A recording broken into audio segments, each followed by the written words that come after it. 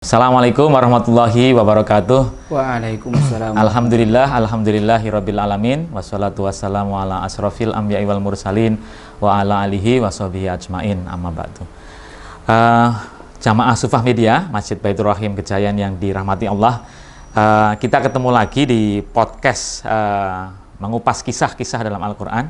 Dan kali ini kita masih akan melanjutkan kisah di dalam surat Ali Imran, surat yang demikian istimewa, surat yang mengisahkan tentang Maryam, dan nanti akan kita gali lebih jauh bagaimana kisah ini bisa menginspirasi banyak orang dan khususnya pada kita semua.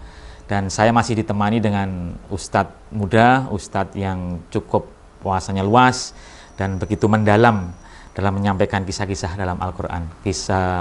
Dan pagi hari ini saya ucapkan Assalamualaikum Ustaz, apa kabar? Waalaikumsalam, sehat? Iwan. Alhamdulillah, sehat. Alhamdulillah. Pak Iwan sehat, Pak? Alhamdulillah. Keluarga sehat? Alhamdulillah.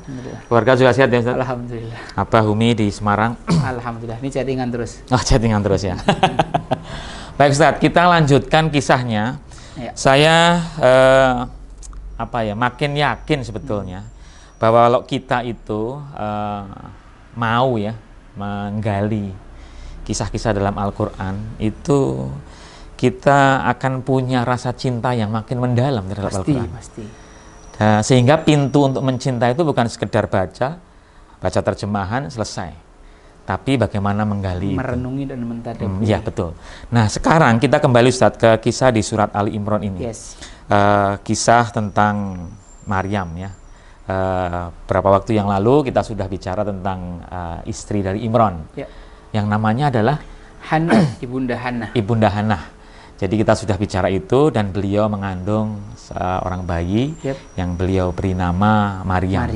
Bagaimana kelanjutannya? Marilah kita segarkan kembali Ustaz, para jamaah sekalian ini. Bagaimana Ibunda Hannah dalam tanda petik ya mendoktrin anaknya ketika masih dalam kandungan untuk bisa menjadi seorang yang melayani Allah gitu ya. Kemarin kita sebenarnya udah dikupas sama Ustaz Rofi. Waduh, perlu ya. kita pertajam lagi ya kan ya, dengan pisau yang lebih tajam. Pisau yang lain. Pisau yang lain. Iya. Yang satu yang ujungnya melengkung juga, bukan yang gini. Iya. Curet Ustaz. Baik, silakan Ustaz. Iya. Kita coba kaji lagi tentang ayat Allah Subhanahu wa taala yang paling terakhir di halaman ini ya. Fataqabbalaha rabbuha biqabulin hasanin wa ambataha nabatan hasanan wa kaffalaha Zakaria. Kullama dakhala 'alaiha Zakaria al-mihrab wajada indaha rizqa qala ya Maryamu anna laki hadza qalat huwa min indillah innallaha yarzuqu man yasha' bighairi hisab. Poin pertamanya adalah karena tadi Ibunda Hannah berdoa kepada Allah, maka Allah kabulkan doanya.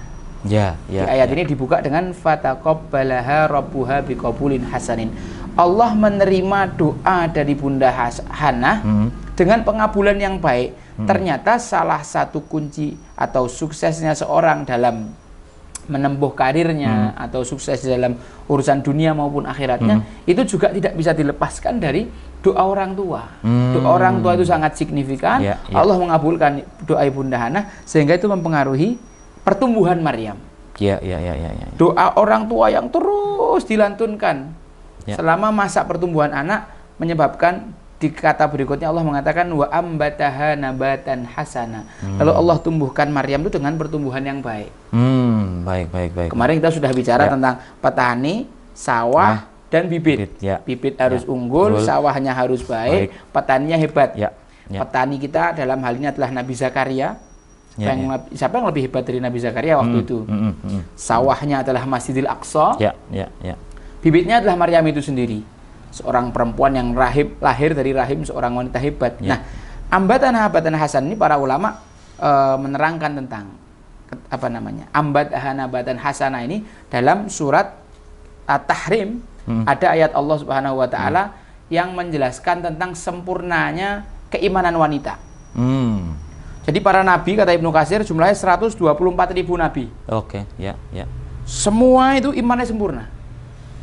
Tapi ketika Allah membuat permisalan tentang wanita sempurna di dalam Al-Quran, membuat permisalan tentang kesempurnaan iman di dalam Al-Quran, yang dibuat contoh itu bukan Nabi. Bukan nabi. Ah. Bukan laki-laki. Malah perempuan.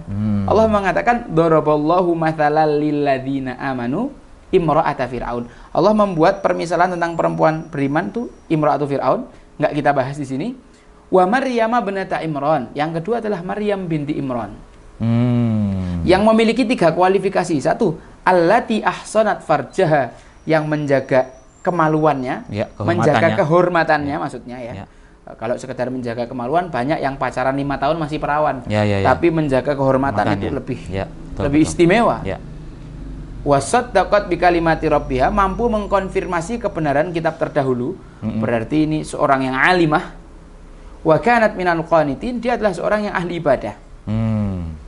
Di dalam surat Maryam, sampai judul suratnya aja Maryam. Iya, betul. Allah menceritakan tentang Maryam. Pertama kali yang diceritakan Allah tentang Maryam adalah bagaimana Maryam ini seorang wanita yang sangat menjaga kehormatan. Wadhkur fil kitabi Maryama idzin tabadat min ahliha makanan syarqiyya fattakhadat min dunihim hijaba. Dia mengurung diri, mengkarantina diri. Fa arsalna ilaiha ruhana, lalu kami kirim ruh kami, yaitu malaikat Jibril. Waktu itu Maryam ada di dalam mihrabnya yang menyendiri, tidak ada siapapun laki-laki yang berani dan bisa masuk ke sana. Tiba-tiba ada seorang laki-laki ganteng, fa arsalna ilaiha ruhana fatamatsala laha basyaran sawiyya. Dia menyamar menjadi seorang laki-laki yang sangat ganteng. Wah, itu kalau perempuan zaman sekarang wis, ayo Bang coba bentar gitu kan. Coba dikit Bang. Tapi ini ketika laki-laki ini masuk, yang dikatakan Maryam, qalat inni a'udzu birrahmani minka in kunta taqiyya. Aku berlindung kepada Ar-Rahman, kepada engkau, dari engkau maksudnya, jika kamu itu adalah orang yang bertakwa. Ini peringatan, ente jangan macam-macam. Kamu kan orang bertakwa, ya harus takut, ini perbuatan dosa. Kata-kata Maryam ini penuh arti, sehingga malaikat Jibril yang menyamar jadi laki-laki ganteng ini mendengar perkataan inni a'udzu birrahman, aku berlindung dengan nama Ar-Rahman Allah. Mendengar kata Ar-Rahman ini, malaikat Jibril ngerodok ibaratnya bergetar hebat sampai dia harus kembali kepada bentuk semulanya. Yang mana memang itu ujian. Allah kirim malaikat Jibril mau menginformasikan bahwa kamu akan punya anak yang akan menjadi nabi kelak.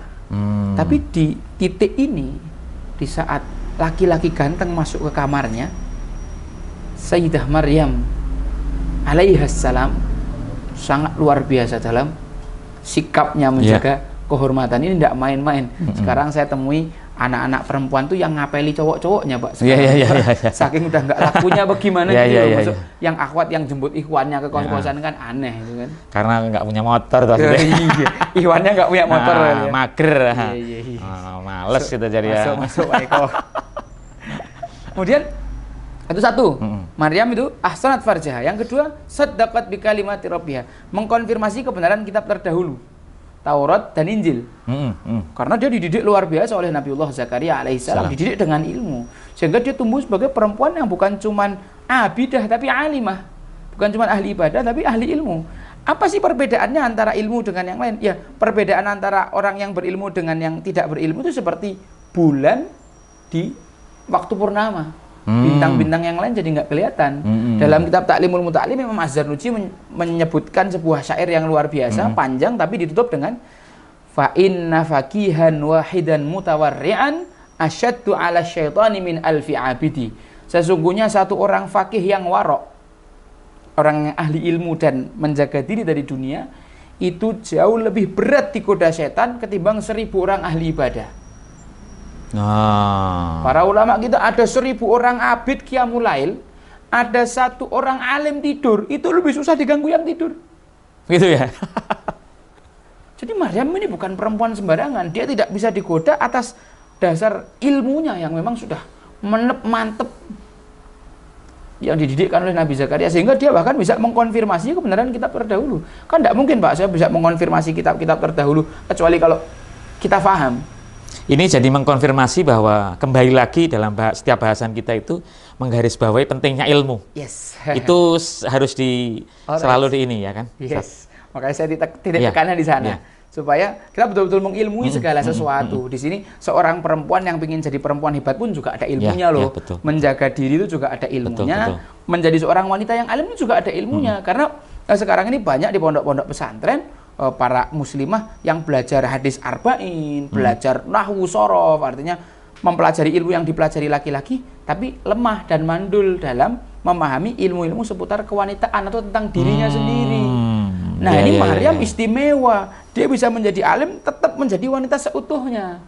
Enggak terus rumongso keluar ke sana kemari, roadshow, ngisi majelis, ya enggak. Belum ada Ustaz waktu itu. Ya, tetap menjadi bagaimana fitrahnya dia wanita. Kemudian wakanat minal qanitin, dia seorang ahli ibadah. Buktinya Maryam tidak pernah keluar dari mihrabnya kecuali untuk urusan yang betul-betul penting. Hajat-hajat, ya pajak bumi, setoran yang lain sebagainya yang memang betul-betul tidak bisa ditinggalkan. Ya. Bayar token listrik kali. Bayar token listrik sekarang ya. Kan, ya. Kalau dulu selain itu Maryam tidak keluar. Iya. Nah, ini yang akhirnya menjadi menarik gitu. Orang akan berpikir, lah kalau kamu ibadah terus di masjid, kamu nyari rezekinya gimana? Kamu dapat penghidupan dari mana? Dibantah semua sama kisah Maryam ini. Kullama dakhala 'alaiha Zakariyal mihrab. Setiap kali Nabiullah Zakaria ini gurunya masuk ke dalam mihrab, wajada indaha rizqa, selalu didapati di depannya Maryam ini ada rizki. Ini penting, Allah mengatakannya bukan to'am tapi rizki. Karena rizki itu bentuknya umum sekali. Kalau to'am gitu?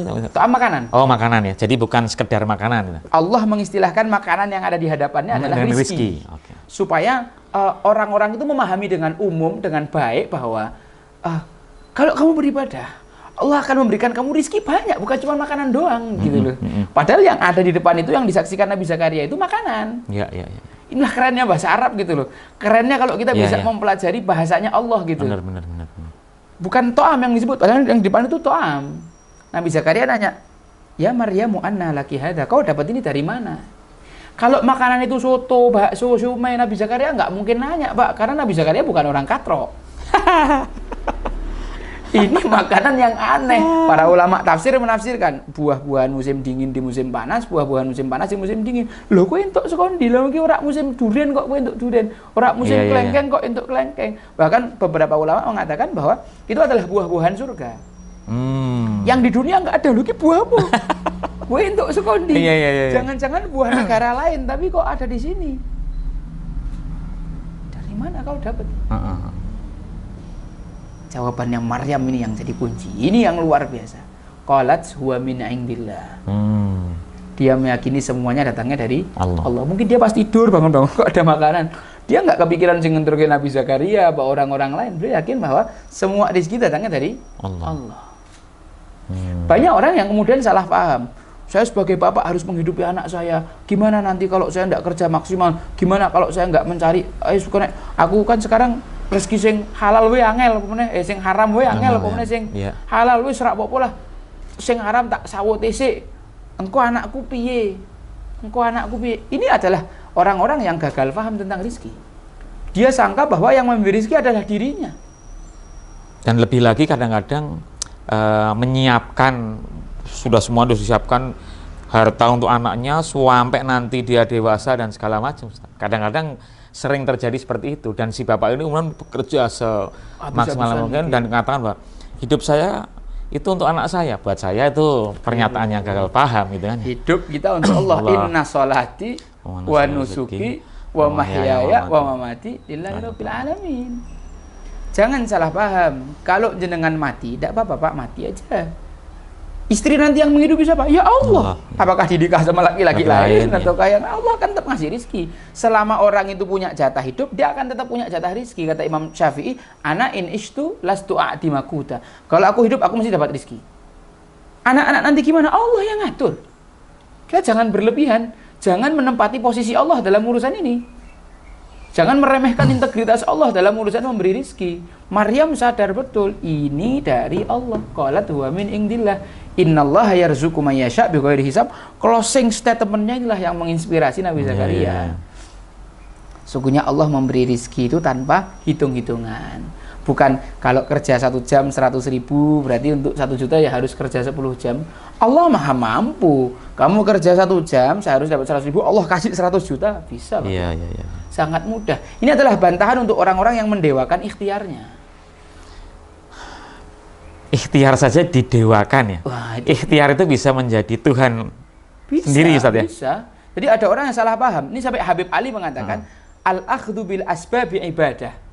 Menempuh asbab, melakukan ikhtiar itu ibadah. Wal i'timadu alal asbab maksiyah. Bergantung kepada ikhtiar atau asbab itu menyangka bahwa keberhasilan dari situ itu adalah maksiat. Dan itu dengan mudah setan menjerumuskan kita ke sana. Ya? Betul sekali. Dan di dalam kitab Lataiful Ma'arif disebutkan bahwa pertolongan Allah turun karena adanya asbab, bukan dikarenakan asbab. Diulangi saat ini perlu digarisbawahi. Ini memang perlu dipikir ini. Digarisbawahi ini. Pertolongan Allah turun karena adanya asbab. Ya. Bukan dikarenakan asbab. Ya. Intan surullah yang surukum. Kalau kau nolong Allah, Allah akan tolong. Allah maunya kita menolong agamanya dulu. Bukan Allah butuh ditolong loh. Karena kita menolong agama Allah itu supaya Allah nolong kita. Kalau kita menolong agama Allah, Allah akan tolong. Kalau kita tidak menolong agamanya, siapa yang akan nolong? Karena tidak ada asbab. Adanya asbab itu menyebabkan pertolongan Allah turun. Tapi pertolongannya turun itu bukan dikarenakan asbabnya itu. Karena Allah mau nolong. Kau ngerjakannya orang sepiro, tapi Allah ngasihnya jauh lebih luar biasa. Saya sering yang ngasih ilustrasi tentang seorang anak, bapak kerja di rumah, anaknya datang, satu SMP, satu SD, satu TK. Yang SMP pulang, salim masuk kamar. Yang SD pulang, mainan mobil, makan. Yang anak TK pulang, bawa gambar gunung 2, matahari, jalan, sawah, gambar defaultnya orang Indonesia. Tapi dikasih bintang 3 sama gurunya, senengnya dia luar biasa. Dia langsung ngambil meja, ngambil kursi, ngambil palu ke belakang. Niatnya mau dia pajang ini. Allah Maha memperhatikan hambanya, Pak, betul? Ya. Tadi Bapak itu memperhatikan kelakuan 3 anaknya, betul? Tapi apakah semua yang diperhatikan Bapak ini perlu direspon? Enggak harus. Siapa yang mengandung respon? Yang mengundang respon dari 3 anak? Yang paling kecil bapaknya bilang, wes sini. Ini bukan urusan anak-anak, ini urusan orang tua. Kursi diturunin, meja diturunin, bapaknya beli bingkai, dibingkai bagus, dibur, taruh di atas dinding, terpasang dengan sangat indah. Bagaimana kalau kita punya mental anak TK itu, kemudian Allah mengatakan, udah sini, ini bukan urusan manusia, ini urusan Tuhan kalau udah sebesar ini. Masya Allah. Karena pertolongan Allah itu tidak sebanding dengan usaha kita, Pak. Usaha kita tuh kecil, pertolongan Allah sangat besar. Sombong orang kalau mau menghitung-hitung, aku kerja sampai nih dapat gini, aku yang paling berjasa ini bisa besar kayak gini nih karena saya. Kalau tidak ada saya, kalau tidak ada saya di masjid ini, Ja'far Al-Jufri mati besok, dakwah akan tetap jalan. Iya, betul. Akan tetap jalan. Akan banyak orang-orang yang Allah datangkan untuk menggantikan saya. Karena yang pingin agama Islam itu tegak adalah Allah, bukan kita. Anda mau meleto, Anda mau apa itu serah. Allah akan sangat mampu menghadirkan siapapun orang yang Allah mau. Wa in tatawallau, kalau kau berpaling, yastabdil qauman ghairakum, Allah akan gantikan satu kaum, tsumma la yakunu amsalakum. Terus enggak ada lagi yang kayak kau itu. Jadi kita tidak boleh GR. Islam tidak butuh kita yang butuh Islam. Dakwah tidak butuh kita. Kau ada mau nggak signifikan bagi dakwah, dia akan tetap jalan. Cuman kalau kita nggak bersama dakwah, kita mau sama siapa? Nah, inilah yang kemudian tadi saya dikatakan, pertolongan turun karena adanya asbab, bukan dikarenakan asbab. Ini Maryam sangat paham karena dia punya ilmu kan. Betul sekali. Nah, inilah yang kemudian Nabi Zakaria jadi malu. Aku tuh gurunya. Lah kok ini muridku ternyata bisa memahami sampai di titik, di level itu. Sehingga Nabi Zakaria pun terinspirasi. Nabi Zakaria waktu itu umurnya sudah 100 ke atas, belum punya anak. Istrinya pun juga sudah tua, mandul pula. Mengetahui istrinya mandul kan Nabi Zakaria, yo gimana? Nggak mungkin punya anak, wong istri mandul, wis sabar, pasrah atas ketentuan Allah. Tapi ketika melihat keilmuan Maryam, dalam Islam itu disebut ilmu kan ketika sudah dipraktekkan. Biasa, ini ngalahkan saya. Maka Nabi Zakaria da'a Zakaria rabbahu. Nabi Zakaria di sana, di tempat yang agak jauh dari Maryam, menyeru Tuhannya. Qala rabbi habli min ladunka dzurriyyatan thayyibah innaka sami'ud du'a. Ibunda Maryam, ibundanya Hannah ketika doa kan, innaka anta samiul alim.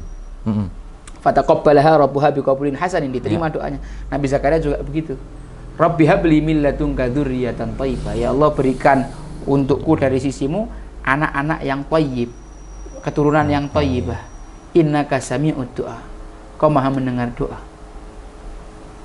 Bagi Allah tidak ada yang mustahil. Allah menciptakan Hawa tanpa laki, tanpa perempuan. Allah menciptakan Nabi Isa tanpa laki-laki. Allah menciptakan Nabi Adam tanpa laki-laki dan perempuan. Bukankah jauh lebih mudah bagi Allah untuk menghasilkan membuat seorang anak dari dua suami istri yang udah tua renta lagi mandul? Iya. Bukankah Nabi Zakaria itu nabi yang paham semua kisah nabi sebelumnya? Maka disitulah Nabi Zakaria itu curhat sama Allah, diceritakan di dalam surat Ali Imran dan Maryam. Idnada rabbahu nidaan khafiyya, dia menyeru dengan halus. Qala rabbi inni wahanal azmu minni, sungguhnya tulang-tulangku itu sudah melemah. Wasta'ala ar-ra'su syaiba, rambutku sudah putih beruban.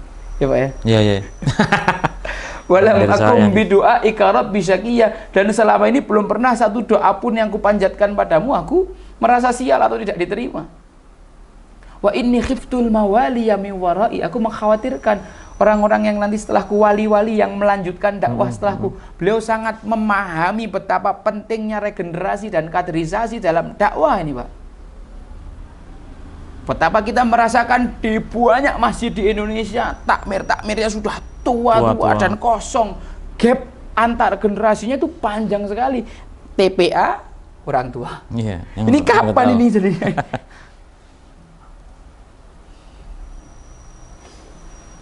Iya. Wa inni khiftul mawaliya min wara'i wa kanat imra'ati aqira. Istriku sudah mandul pula. Qad balaghtu minal kibari itiya, dan aku sudah tua. Tapi Allah menjawab doanya. Dikasih, ya Zakaria, wahai Zakaria, inna nubasyiruka bi ghulam, kami memberi kabar gembira bagimu bi ghulam, dengan seorang anak, ismuhu Yahya. Allah yang langsung kasih nama ya. Dan lam yakun Yahya lam yakun min qabl, gimana? Inna nubasyiruka bi ghulam ismuhu Yahya lam yaj'al lahu min qablu samiyya, yang sebelumnya tidak pernah ada nama. Ya? Betul Ustaz? Lam yaj'al lahu, lam naj'al lahu min qablu samiyya. Enaknya ada orang hafid tuh bisa dibuat ngecek gitu loh. Lam naj'al lahu min qablu samiyya, kami belum pernah menjadikan nama yang seperti ini sebelumnya. Itulah artinya powerful sekali ya Pak, keyakinan Maryam terhadap Rizki ini sampai menginfluence gurunya, menginspirasi gurunya. Nah, saya menyoroti gini Ustaz, ini antara murid dan guru, santri dan ustadznya, itu sebetulnya ada hubungannya harusnya timbal balik. Bukan hubungan yang guru sekedar memberikan pada santri atau pada muridnya, tapi murid pun bisa memberikan inspirasi bagi gurunya. Dan itu hanya bisa diterima oleh guru-guru yang terbuka hatinya. Faham bahwa ilmu itu datangnya dari Allah, bukan dari si anak kecil ini. Oh apa aku nggak mau. Ya kan, aku nggak mau terima karena itu keluar dari muridmu yang itu sebetulnya muridku. Tapi sebetulnya kalau guru yang paham, ini luar biasa. Saya suka poin ini, bahwa ini barusan tadi pagi kita bahas di kitab Ta'limul Muta'allim. Jadi kalau kita ngelihat bahwa seorang guru yang baik adalah yang membuat muridnya belajar, tidak sekedar mengajar. Dia bisa membuat muridnya belajar. Karena banyak guru yang selama ini hanya sekedar mengajar, tapi muridnya ngobrol, tidak memperhatikan, tidur, otaknya kemana-mana, itu bukan urusan dia. Yang penting aku ngajar dapat gaji. Inilah orang yang mengajar orientasinya adalah materialisme, materialis. Tapi orang-orang yang tahu bahwa sebenarnya muridku itu adalah guru-guru terbaikku, karena dari muridku aku belajar bagaimana bersikap ketika menghadapi yang demikian. Belajar dari muridku ini, saya berkali-kali Pak, barusan tadi pagi saya bicara tentang orang yang ini jokes, orang yang meminjam buku adalah orang bodoh. Lebih bodoh lagi orang yang meminjamkan bukunya. Terus saya dibilang, lah kan waktu itu kamu minjamkan bukumu. Iya juga ya. Jadi saya termasuk orang bodoh itu gitu. Pelajarannya apa?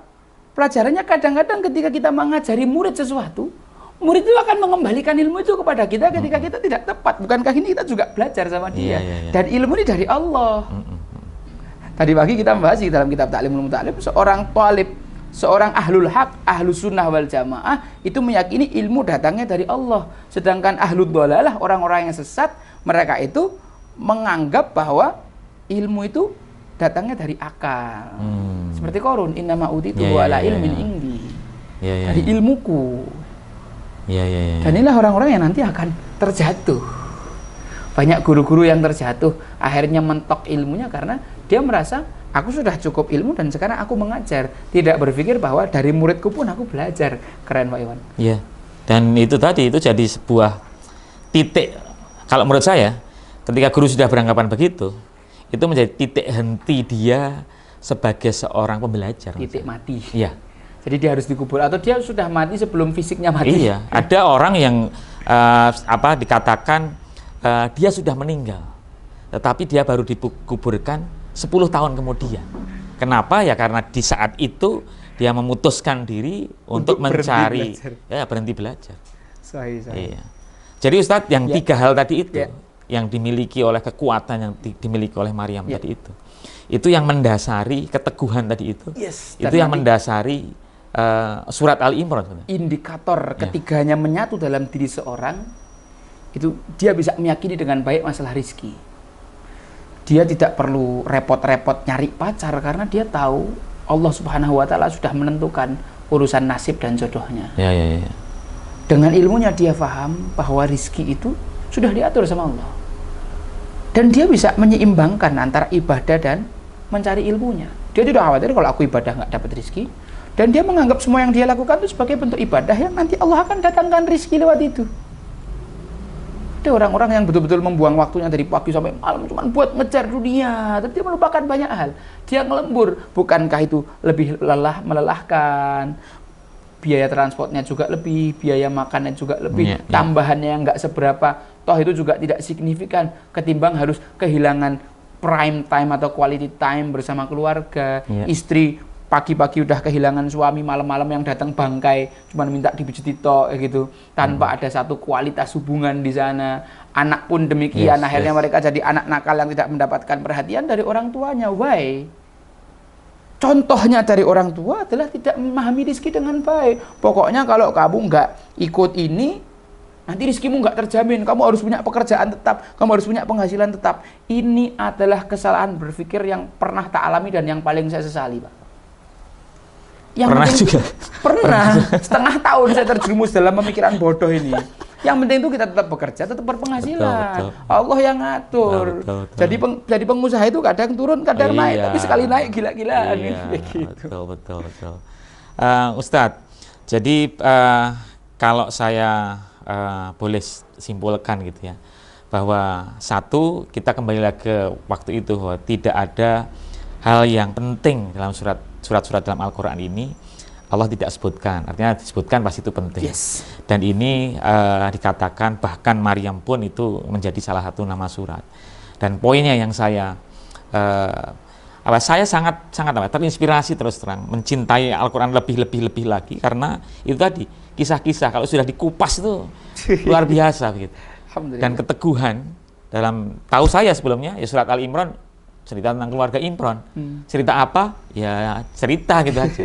Tapi sebetulnya ada titik-titik penting yang kita harus bisa pahami untuk diberikan, diaktualisasikan dalam berbagai kehidupan kita, sisi kehidupan kita sebagai manusia. Closing statement, Ustaz, silahkan. Orang tua atau ayah dalam mendidik anaknya, anak yang meyakini rizki. Allah Subhanahu wa Ta'ala dalam Al-Quran 90 kali menjamin tentang rizki. 90 kali ya. Dan 1 kali di dalam Al-Quran Allah Subhanahu wa Ta'ala menyebutkan bahwa setan menakut-nakuti manusia dengan kefakiran. Itu kata Imam Hasan Al-Basri. Tapi mohon maaf, sekarang banyak orang yang lebih takut janji setan daripada jaminan Allah Subhanahu wa Ta'ala. Malu, shame on you. Oke, baik Ustaz. Terima kasih sekali untuk obrolan kita pada kali ini. Semoga menginspirasi kita semua, lebih khusus bahwa menginspirasi kita untuk terus memahami, mendalami isi Al-Quran. Dan sekali lagi kami masih memakai referensi buku Tadabbur Kisah Quran ini. Semoga bermanfaat buat kita semua. Wabillahi taufiq wal hidayah. Assalamualaikum warahmatullahi wabarakatuh. Waalaikumsalam warahmatullahi wabarakatuh.